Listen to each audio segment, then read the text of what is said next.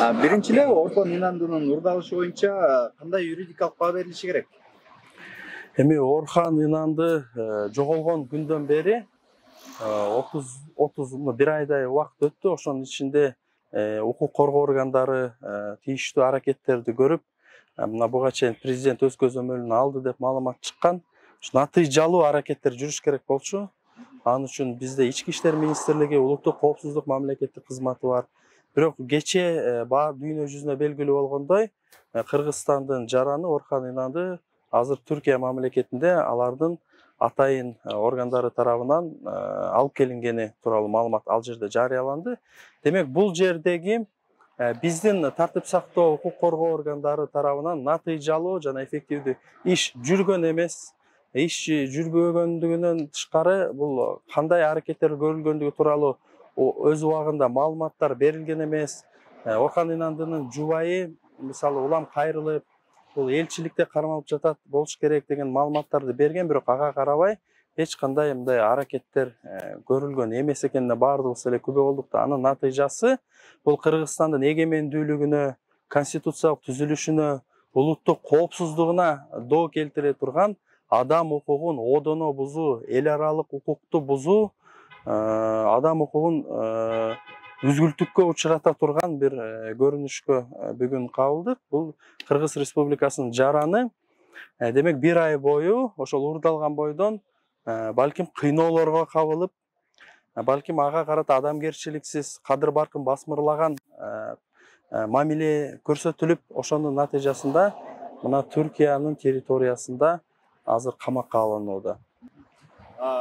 Укук коргоочу Кара Сооронкулова ушул өзүнүн билдирүүсүндө 51 берене боюнча Конституциянын Кыргыз Республикасынын жараны башка өлкөгө берилбеши керек жана эгерде бериле турган болсо 71 беренеге ылайык президент өзүнүн жумушун токтотуш керек, Конституцияны ошо одоно бузгандыгы үчүн деген билдирүүсүн билдирди. Ошол президентке импичмент жарыялоо, ушул негизинде чара көрүлүү бул канчалык деңгээлде мыйзамдуу?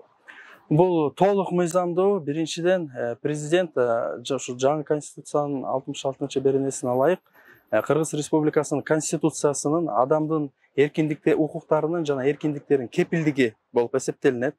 Президент кызматына киришип жатып ант берген. Анттын текстинде Кудайдын жана элимдин алдында конституцияны жана мыйзамдарды так аткарууга ант беремин деген сөзүн айткан, антын берген. Жаңы конституцияга ошондой ченемдер киргизилген, кепилдиги адам укуктарынын эркиндиктерин жана укуктарынын кепилдиги президент болуп деп киргизилгенден кийин, демек президент ошол мойнуна алган милдеттенмелерди аткара алган жок. Жана буга чейин ошол бир адам мына жооп берет, мына ушул президенттик башкарууда жаңы конституция боюнча эми жоопкерчиликти бир киши алат деген, демек жоопкерчиликти бир киши алыш керек. Эмнеге конституция бузулду? Эмнеге адам укуктары Конституцияда эң жогорку баалуулук деп жазылганы менен одоно адам укуктары, эл аралык милдеттенмелер, эл аралык укук бузулуп отурат. Ошондуктан эл өкүлдөрү, депутаттар алар президенттик кызматтан Конституцияны жана мыйзамдын бузулушуна байланыштуу кызматтан четтетүү маселесин көтөрүшү мүмкүн. Бул деген президенттин анты бузулгандыгы жана Конституциянын одоно бузулгандыгына байланыштуу. Террордук уюмдун мүчөсү деген бир айыптоолор Түркия тарабынан көрүлгөн. Анан эгерде чындап эле Орхон Инанды Кыргызстан жарандыгын алганга чейин кылмыш кылган болсо, ал кылмышы далилденген болсо, Кыргызстан аны бул жерде кандай бир чара көрүп, аны өткөзүп берүү жолдорун бир мыйзамдуу түрдө аткарса болот беле? Эми биринчиден ошол эгер Кыргызстандын ошол жараны Кыргызстанда тыюу салынган уюмдун мүчөсү болгондо, эгер кайсыл бир уюм Кыргызстанда мисалы тыюу салынган уюмдардын тизмеси бар, ошол уюмдун мүчөсү болсо, анан ал мүчөсү катары ошол кылмыштар жасалган болсо, албетте бул Кыргызстандын мыйзамдарынын алкагында жоопкерчиликке тартылмак. Бирок Кыргызстанда Орхон Инанды Кыргызстанда тыюу салынган уюмга мүчө эмес, Кыргызстанда кылмыш иши катталган эмес, жасалган эмес.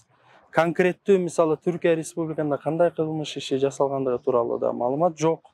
Анан дагы Орхон Инанды Кыргыз Республикасынын бир катар президенттеринин колунан сыйлыктарды алган.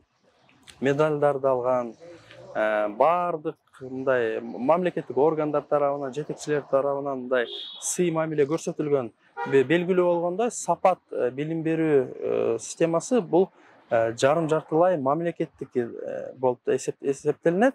Демек бул деген бир жеке менчик же кайсыл бир адамдын өз билемдик менен башкарган, окуткан мекемеси эмес, ал же мамлекетке таандык үлүшү. Ошол эле мезгилде мамлекеттин талаптарына, стандарттарына ылайык билим берүү жүзөгө ашырылат. Ошондуктан Кыргыз Республикасында бул жаранга карата укуктук жактан эч кандай суроо болбош керек. Бар болсо ачыкталыш керек деп. Эч кандай маселе коюлган эмес. Демек, Кыргызстандын бул жаранына карата эч кандай доомат болбогондон кийин мамлекет аны өз коргоосуна алууга милдеттүү. Жогорку кеңештин депутаты Дастан Бекешев ошол 2012 жылы Орхон Инандынын паспорт алуу, Кыргызстандын жарандыгын алуусу текшерилип жатат. Эгерде ошол госрегистр же болбосо башка жерден текшерилип, ал жерде катачылыктар чыга турган болсо, биз бул Кыргызстандын жараны эмес деп танып кутулуп кетиши мүмкүн деген бир оюн айтты да. Анан ушуга бир кандай бир комментарий бере аласызбы? Эми эгер ага жарандуулукту берген учурда кандайдыр бир мыйзам бузуулар орун алган болсо, биринчи кезекте ошол паспортту жарандуулукту берген мамлекеттик орган, ошол керек болсо президент институтуна чейин бардыгы жоопкерчиликти тартыш керек. Биринчи кезекте мамлекет күнөөлүү болот, эгер мамлекет өзү мыйзам бузуу менен ошондой аракетке барган болсо. Анан экинчиден ошондой мыйзам бузууга ошол жарандын катыштыгы кандай болгон, мисалы ошого жараша укуктук баа берилиш керек да. Азыр айтыш мисалы эрте, бирок эң негизгиси биринчи кезекте бул мамлекеттин милдеттенмеси да. Мамлекет кандай мыйзам алкагында жарандуулукту бердиби, анан жарандуулукту бергенге жараша ошол укуктук адам менен мамлекет ортосунда укуктук пайда болгон мамилеге ылайык мамлекет аны коргоого, өлкөдөн тышкары болгон учурда дагы коргоого милдеттүү. 30 күн бою натыйжасыз аракеттер, натыйжага алып келбеген Кыргызстандын укук коргоо органдарынын аракеттери жана кечеки ошол маалыматтын чыгып калгандыгы бул көбүрөөк саясий чечимге окшоп жаткандыгына ошондой тыянак чыгарууга алып келип жатат да. Себеби Кыргыз мамлекетинин жетекчилеринин реакциясы белгисиз болуп атат. Мына бүгүнкү жарым күн өттү. Бул боюнча дагы эч кандай дайын жок, эч кандай маалымат, реакция жок. Бул деген тилекке каршы ошол биздин мамлекет менен Түркия мамлекет ортосундагы бир келишимдердин негизинде, сүйлөшүүлөрдүн негизинде бир саясий чечим кабыл алынган деген ой пикир бар да.